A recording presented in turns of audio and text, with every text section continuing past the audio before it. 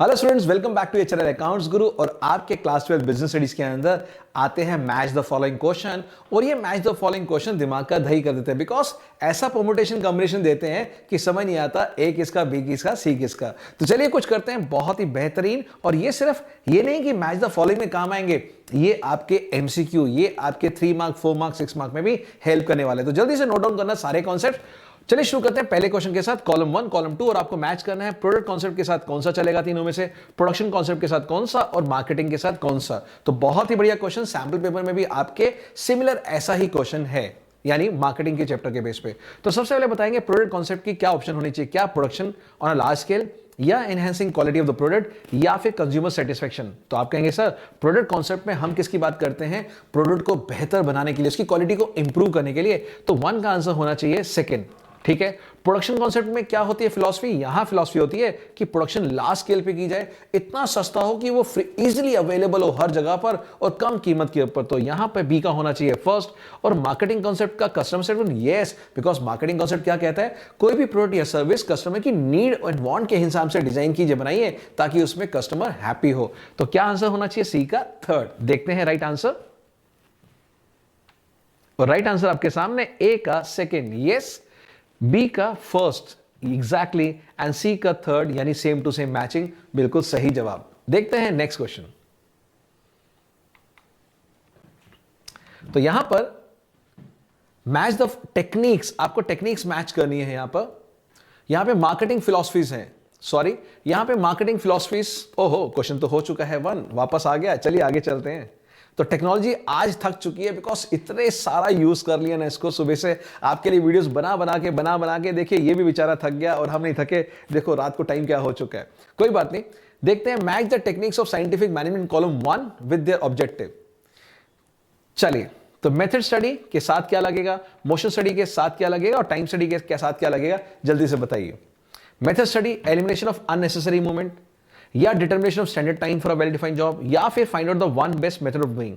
तो method study, इन तीनों पढ़ के हमें पता लग रहा है साफ साफ, finding the one best method of doing, है ना। जहां हमने पढ़ा है कि यार इतना जो टेलर के बारे में, यानी science but not rule of thumb, यानी हर चीज को करने का एक बेस्ट मेथड आप निकालते हैं। जहां पे साइंटिफिक वर्क स्टडी करी थी तो यही कहता था हर चीज को करने का एक बेस्ट तरीका होता है। मोशन स्टडी, मोशन स्टडी में क्या कहते हैं, कोई भी अननेसेसरी मूवमेंट्स हो उसको हटा दीजिए। तो यहां पे मोशन स्टडी का आंसर 1 दिख रहा है। और टाइम स्टडी किसको कहते हैं, जहां पर डिटर्मिनेशन ऑफ स्टैंडर्ड टाइम हो वेल डिफाइंड जॉब के लिए। तो देखते हैं क्या आंसर मैच कर रहे हैं। एंड यस, ए का थर्ड, बी का फर्स्ट, एंड सी का सेकेंड, यस, बिल्कुल मैच कर रहा है। Next question, question number 3। अब आपने मैच करना है टेस्ट, और ये बहुत टफ होता है, ये बहुत टफ होता है, टाइप्स ऑफ टेस्ट। तो ये अच्छा है आज हम कर रहे हैं, ये आपका 3 मार्क का क्वेश्चन, 4 मार्क का क्वेश्चन, 6 मार्क में भी हेल्प कर सकता है, ठीक है ना।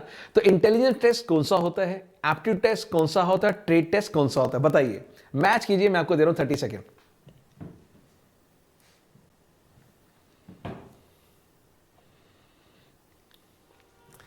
चलिए, सोच लिया आपने आंसर। तो सबसे पहले बताइए इंटेलिजेंस टेस्ट कौन सा लग रहा है। आप कहेंगे सर इंटेलिजेंस से इंटेलिजेंस जो मैच कर रहा है, तो मेरा आंसर ए का क्या है, थर्ड, बिल्कुल सही जवाब।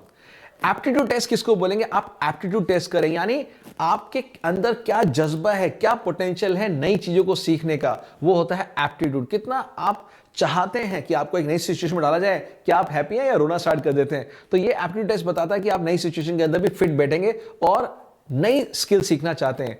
ट्रेड टेस्ट क्या बचा, ट्रेड टेस्ट है आपका कि जैसे मान लीजिए आपको टाइपिंग आती है, आप ग्राफिक डिजाइनर है, तो जो भी एग्जिस्टिंग नॉलेज है वो मेजर करता है कि वो स्किलफुल आप कितने हैं। मान लीजिए आप कोच बनने आए हैं स्विमिंग के लिए ना, स्विमिंग, तो हम कहेंगे चलो करके दिखाओ कितना अच्छा आता है। अच्छा शेफ हैं तो बना के दिखाओ। कोई भी ऐसा स्किल जो आपको ट्रेड टेस्ट में जो पहले से स्किल आता है उसको हम चेक करते हैं कितना आप प्रोफिशिएंट है। तो देखते हैं क्या है आंसर। ए का थर्ड, बी का फर्स्ट, एंड सी का सेकेंड, एग्जैक्टली, बिल्कुल सही जवाब। Next question,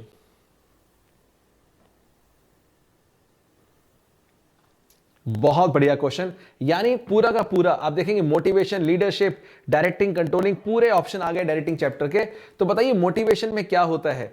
establishing an atmosphere that encourages employees to do the best, या leadership creating an environment that makes them want to do work willingly and enthusiastically, या फिर directing influencing people to work willingly to achieve organisation goals, या फिर controlling monitoring organisational performance towards the attainment of organisation goal.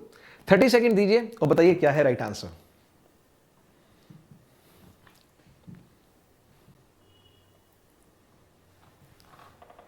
तो अगर आप देखेंगे motivation, तो motivation क्या होती है? जहां पे एक एनवायरनमेंट क्रिएट किया जाता है जहां पर लोग खुद से काम करना शुरू कर देते हैं। यस, तो यहां पर मोटिवेशन का आंसर होना चाहिए सेकंड, यानी to create an environment that makes them want to work willingly and enthusiastically. Leadership क्या होती है? क्या वो इन्फ्लुएंस करता है पीपल को टू वर्क विलिंगली, या वो मॉनिटर करता है ऑर्गेनाइजेशनल परफॉर्मेंस को towards the attainment of organisational goal, या फिर वो establishing an atmosphere that encourages employees to do their best. तो क्या है आपका सही आंसर? सोचिए बताइए। फर्स्ट मैंने बता दिया। ओके तो आप कहेंगे सर यहां पे लीडरशिप के साथ वर्ड चलता है इन्फ्लुएंस करना। People, he is a great influencer. जो भी लीडर्स होते हैं वो ग्रेट इन्फ्लुएंसर होते हैं, वो इन्फ्लुएंस करते हैं लोगों को कि to work willingly to achieve organisation goal. तो लीडरशिप का आंसर हो गया third. Now directing, what is directing? दो बच गए आपके। Establish creating an environment that makes them want to do work willingly, या मॉनिटरिंग द ऑर्गेनाइजेशनल परफॉर्मेंस। तो आप कहेंगे सर ये जो है ना डी वर्ड मॉनिटरिंग कंट्रोलिंग के साथ चल रहा है कि यानी मॉनिटर करना ऑर्गेनाइजेशनल परफॉर्मेंस को towards the attainment of organisation goal. तो डी का हो गया हमारा फोर्थ, और बाकी बचा तो आंसर बिल्कुल वही है जो आपने सोचा है। तो यहां राइट आंसर क्या होगा देखते हैं। ए का सेकंड बिल्कुल क्रिएटिंग एनवायरनमेंट, बी का थर्ड जैसा मैंने कहा, बी का थर्ड इन्फ्लुएंसिंग पीपल, सी का फर्स्ट यानी यहां से डायरेक्टिंग, एस्टैब्लिशिंग एन एटमॉस्फेयर, और डी का तो बिल्कुल फोर्थ वही मैच किया जो हमने बताया। चलिए नेक्स्ट क्वेश्चन।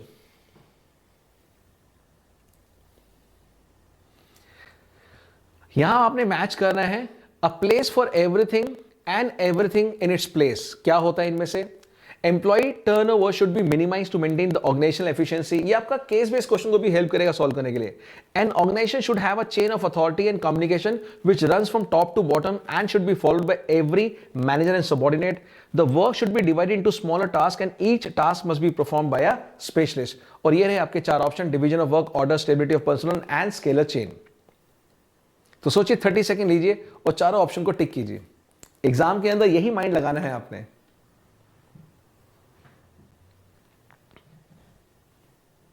ओके तो देखते हैं सही। अ प्लेस फॉर एवरीथिंग यानी everyone and everything in its place कहां आता है? ऑर्डर में। हम सब ने पढ़ रखा है यहां पे फेल के प्रिंसिपल में कि ऑर्डर होना चाहिए हर चीज का, ठीक है ना।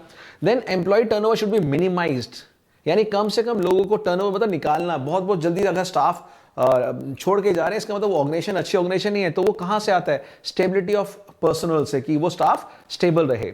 N organisation should have a chain of authority and communication. तो चेन ऑफ अथॉरिटी से कौन सा याद आता है? Scalar chain. और लास्ट में work should be divided to smaller task, और ताकि each task should be perform by a specialist, वो आता है डिवीजन ऑफ वर्क। तो देखते हैं हमारा आंसर। यस, 1 का बी, सेकंड का सी, थर्ड का डी एंड फोर्थ का ए, बिल्कुल सही जवाब।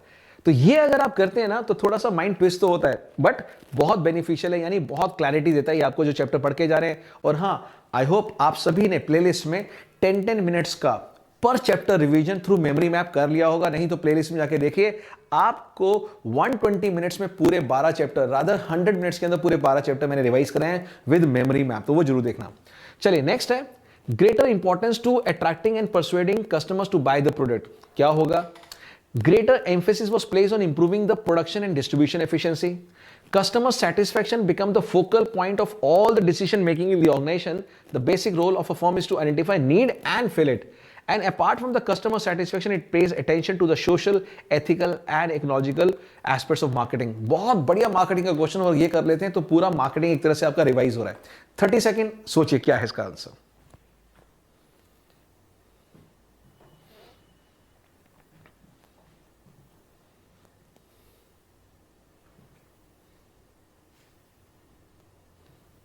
चलिए तो बात करते हैं greater importance of attracting and persuading customers. देखिए अट्रैक्ट और परसुएड कहां करना होता है, जहां पर आपके पास जो गुड्स हैं ऑलरेडी बने बनाए हैं, आपने बस कस्टमर्स के पीछे पड़ जाना है बेचने के लिए, तो वो होता है सेलिंग कॉन्सेप्ट। यानी कस्टमर के हिसाब से बनाया नहीं बनाया वो मैटर नहीं करता, आपने बना के रखा है, बस उसको बेचना है, जैसे जैसे जैसे बेचना है, वो है selling concept. Greater emphasis was placed on improving the production, production को इंप्रूव करना है, और डिस्ट्रीब्यूशन एफिशिएंसी यानी इजीली अवेलेबल हो जाए, मास्क बल्क प्रोडक्शन हो, वो किस में होता है, प्रोडक्शन कॉन्सेप्ट में। अभी हमने डिस्कस किया प्रोडक्ट एंड प्रोडक्शन, जब प्रोडक्ट आए तो क्वालिटी, प्रोडक्शन आए तो वॉल्यूम, ठीक है। Now third question, customer satisfaction become the focal point of all decision making in the organization. The basic role of a firm is to identify a need and fit it. तो ये concept आता है marketing का, तो third का रहेगा D.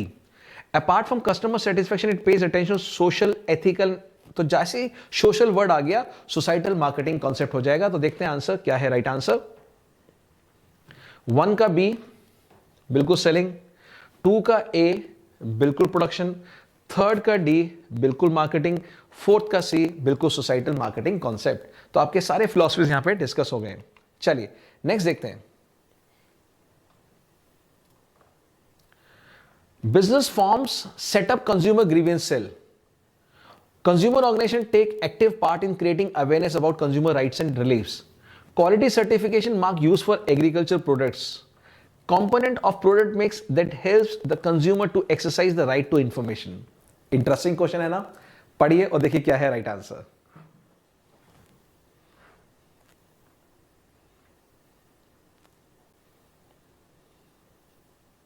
चलिए तो देखते हैं, बिजनेस फॉर्म करते हैं, सेटअप कंज्यूमर ग्रीवेंस है। जितने बिजनेस हाउस है वो कंज्यूमर की प्रॉब्लम को सुनने के लिए एक सेल बनाते हैं जहां आप अपनी कंप्लेंट रजिस्टर करा सकते हैं। तो यहां पे क्या है इन चारों में से, क्या वो लेबलिंग है, एगमार्क है, राइट टू बी हर्ड है, या फिर वो राइट टू कंज्यूमर एजुकेशन है? सोच के बताइए। इन दो में आप कंफ्यूज हो सकते हैं बिकॉज कस्टमर की बात है, तो हो सकता है राइट टू बी हर्ड कुछ यहां पे आ रहा हो। तो देखिए बताइए what is the right answer, सोचिए, क्योंकि टेक्निकल क्वेश्चन है। I am giving you 5 second more. तो यस, तो आप कहेंगे सर यहां पे ग्रीवेंस सेल सुनवाई के लिए खोला गया है, तो राइट टू बी हर्ड है। क्या है राइट टू बी हर्ड? तो जब भी हम सुनवाई के लिए मौका दे रहे हैं आपकी बात कहने का, तो आप जाके वहां कहिए। आगे अगर नहीं होता तो फिर आप यू कैन सीक रिड्रेसल, है ना।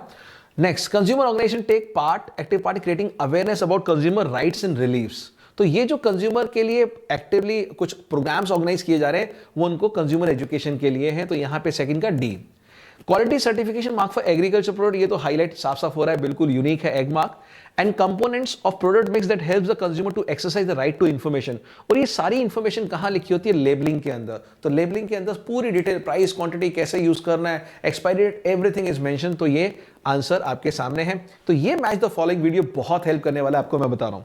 तो फर्स्ट का आंसर सी है, सेकंड का डी, थर्ड का बी, फोर्थ का ए, बिल्कुल सही जवाब। नेक्स्ट क्वेश्चन,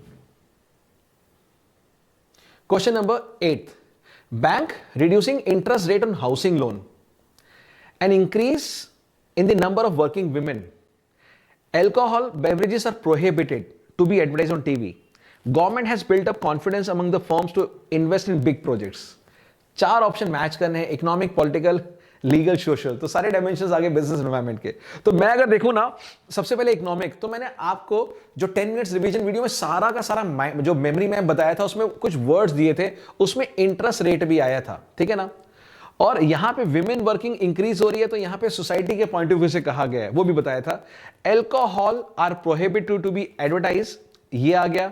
चौथा, government has built up confidence among the firm to invest, तो गवर्नमेंट आ गया, तो पॉलिटिकल हो गया। तो अब देखिए, फोर्थ का बी हो गया, सेकंड का डी हो गया। बैंक रिड्यूस, इकोनॉमिक का इकोनॉमिक लग रहा है और अल्कोहल का लीगल लग रहा है, यानी ये सेम सेम दो मैच कर रहे हैं। देखते हैं आंसर सही है गलत है। तो 1 का ए बिल्कुल मैच कर रहा है, बैंक रिड्यूसिंग रेट। सेकंड का डी बिल्कुल, थर्ड का सी, ये दो ऑलरेडी मैच करके दे रखे थे। अगर फिर भी आप गलत करते हैं जबरदस्ती तो गलत हो जाएगा एग्जाम के अंदर, तो कुछ ऐसा भी हम प्ले कर सकते हैं। चलिए नेक्स्ट क्वेश्चन। देखिए अगर ये एफर्ट्स अच्छे लग रहे हैं तो लाइक सब्सक्राइब तो वैसे ही बनता है, ठीक है ना, बिकॉज बहुत ज्यादा वॉल्यूम करने की जरूरत नहीं है, क्वालिटी कंटेंट करके जाना है ताकि वहां पर वो आए जो सीबीएसई को पसंद है। चलिए एक और question, right to take decisions inherent in a managerial position to tell people what to do and expect them to do it, क्या होता है? obligation of a subordinate to properly perform the assigned duty, and answerability for the final outcome of the assigned task. और तीन चीजें हैं, accountability, authority and responsibility. दीजिए 10 second और सोचिए क्या है राइट आंसर. तो यहां देख सकते हैं right to take decision inherent, जो आपको पोजीशन मिली है उस पोजीशन के साथ आपको वो राइट मिला है कि आप लोगों को कह सकते हैं कि क्या करना है और आप क्या एक्सपेक्ट कर रहे हैं. तो नेचुरली उस गद्दी से, उस सीट से आपको क्या मिलती है, अथॉरिटी मिलती है. 1 का B. Obligation of a subordinate to properly perform the assigned duty, वो बनती है उसकी रिस्पॉन्सिबिलिटी, जिम्मेदारी. और जो जवाबदेही है फाइनल आउटकम की, काम क्यों खराब हुआ क्या नहीं, वो हमेशा उसके पास रहती है जिसने अथॉरिटी दी, यानी होती है अकाउंटेबिलिटी. तो क्या मतलब, अथॉरिटी जो है आप दे सकते हैं, रिस्पॉन्सिबिलिटी सबऑर्डिनेट ले सकता है, बट अकाउंटेबिलिटी आपके पास रहेगी, जवाबदेही आपकी हमेशा रहेगी. तो देखते हैं राइट आंसर क्या है. 1 का बी, सेकंड का सी, थर्ड का ए, बिल्कुल सही जवाब. Next question. Identifying and attracting prospective employ, जो फ्यूचर में एम्प्लॉय बन सकते हैं, उनको आइडेंटिफाई करना, अट्रैक्ट करना, एसेस करना, इवैल्यूएट करना, फाइनल मैच करना जॉब पोजीशन के साथ. एक्वेंटिंग एंड स्किल डेवलपमेंट, कि उसको स्किल डेवलपमेंट के लिए एम्प्लॉयज के लिए अलग अलग प्रोग्राम्स करना.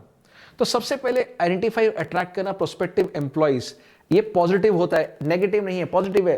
खींचो अपनी फॉर्म में, लाओ ज्यादा से ज्यादा लोगों को अप्लाई करने के लिए मोटिवेट करो, तो वो होना चाहिए रिक्रूटमेंट.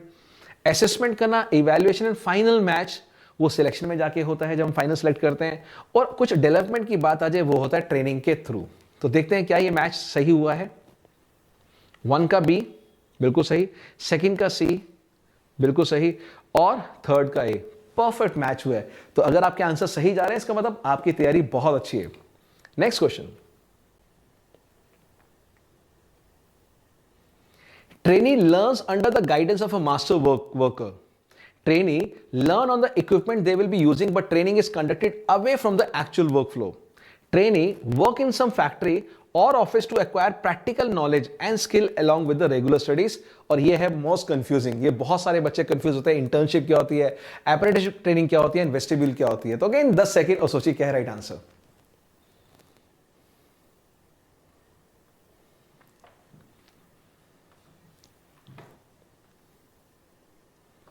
ओके तो आपने सोच लिया होगा.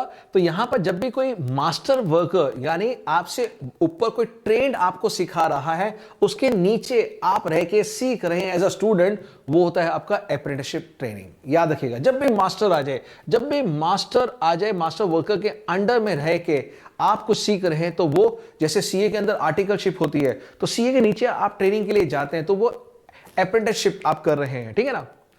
Then trainee learn on the equipment they will be using, but training is conducted away from the actual. तो यहां पे वो सेम मशीन पे काम कर रहा है, जो सेम मशीन पे उसको सिखाया जा रहा है, वो है आपका वेस्टिब्यूल ट्रेनिंग.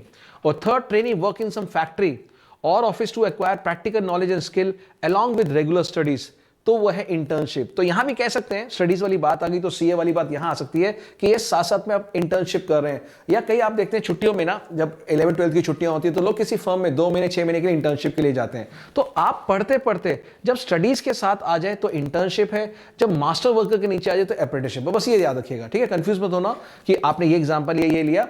आप रियल लाइफ से जोड़ के चलिए कि कोई भी अपनी फील्ड का मास्टर है, उसके अंडर में काम करें तो अप्रेंटिसशिप, और पढ़ते पढ़ते आप कहीं भी प्रैक्टिकल नॉलेज लेने जा रहे हैं किसी फैक्ट्री ऑफिस में, तो वो होगा आपका इंटर्नशिप. नेक्स्ट,